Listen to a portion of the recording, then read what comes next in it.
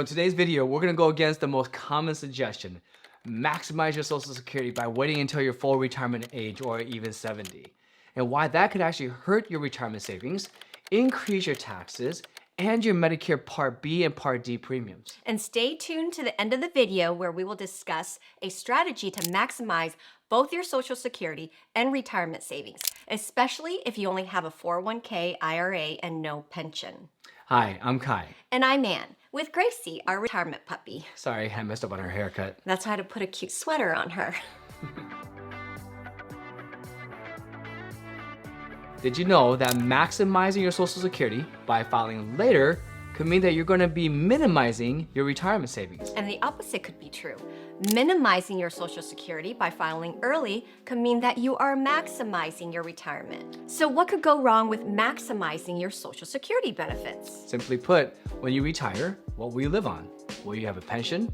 Well, without guaranteed income like a teacher's or government pension, you'll be forced to either take income through your Social Security or retirement savings. And if you're not careful, by maximizing your Social Security, in other words, delaying it until your full retirement age, which for most of you it's around 67, or even delaying it until 70, could mean you end up minimizing your retirement because you need to take income through your retirement savings. Now, for today's video, we're not going to include every scenario. In some cases, you should delay your Social Security. For example, if you're under the full retirement age and you're still working and your wages are above the current limit, then you should just wait until you retire or until you make less than the limit. Otherwise, for every dollar you make over the limit, you will need to pay a 50% penalty.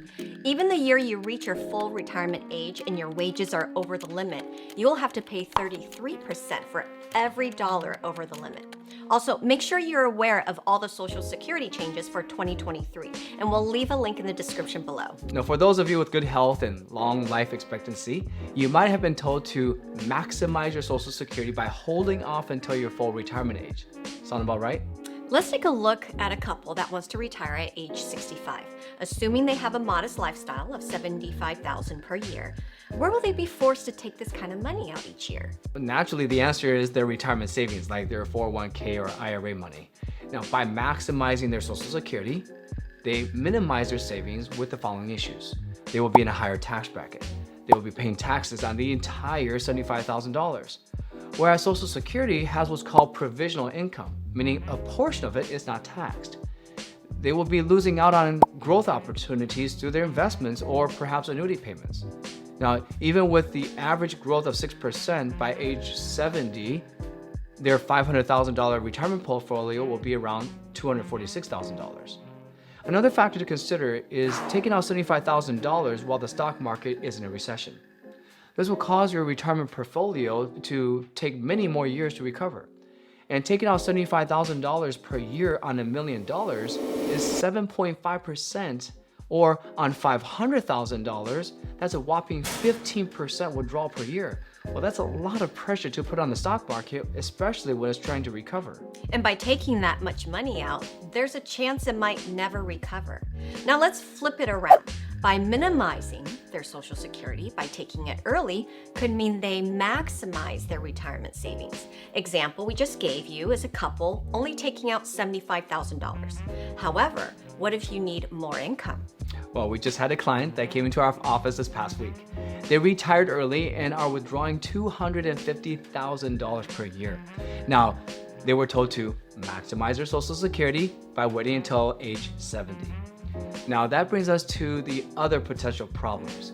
Besides being in a higher tax bracket, paying taxes on the IRA withdrawals, and losing out on investment opportunities, they now have to pay more for Medicare Part B and Medicare Part D, called IRMAA, or Income Related Modified Adjusted Amount. Now, we're not suggesting to not enjoy your life by avoiding taxes or Medicare's IRMAA. However, why not minimize your taxes and keep your Medicare premiums as low as possible? We know that Medicare's premium for 2023 is $164.90. However, take a look at this IRMAA chart. If your income exceeds these thresholds, you would pay 40% more on the second level, 100% more on the third level, and 160% more in the fourth level, and so on. These clients of ours are turning 65 this year. Now, because they are higher income earners, they will be receiving their max Social Security. But at age 65, there will be a 13% reduction. This will give them approximately $37,400 per person, or almost $75,000 as a couple. Let's take their current income need of $250,000. If they replace the $75,000 with their Social Security income instead of their investment income for the next 5 years, that would give them $375,000 to invest and grow their money. So to recap, here are a few factors to include in this $375,000 that they would have kept investing. Time value of money with tax deferral growth, triple compounding growth on IRA money, assuming a conservative growth of only 6% per year. The $375,000 could grow to $501,000 in 5 years. Missing out on investment opportunities or growth in annuity values.